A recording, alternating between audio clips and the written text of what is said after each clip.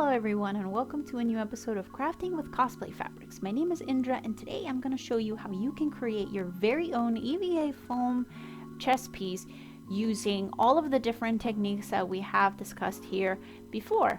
I'll link everything below. I start off by creating my pattern using the cling wrap and tape method, and then I go ahead and transfer that onto paper. Here I make any final designs, any cleaning up lines, and making sure that everything is labeled.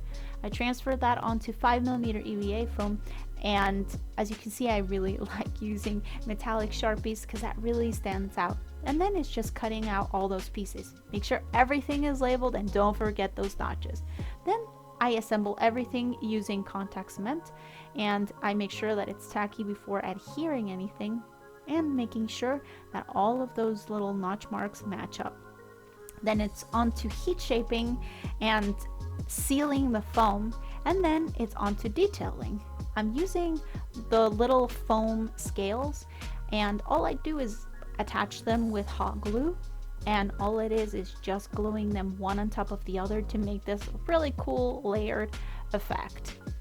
Then I clean up all of those lines on the foam using foam clay, and when that's dry I went ahead and sanded everything smooth. I added extra details on the sides with the foam clay, and I cleaned up that collar piece by just cutting those extra parts off. Then it's just making some final details using a wood burning tool, and I did some extra on the sides, and I added this leaf-like effect on those scale pieces by just burning some lines with the wood burning tool, and it really transforms the foam. And that's it, and you can create very awesome armor pieces like this chest piece with all of the things that we have learned here before. You can use this on something like this shoulder piece, which is the same techniques.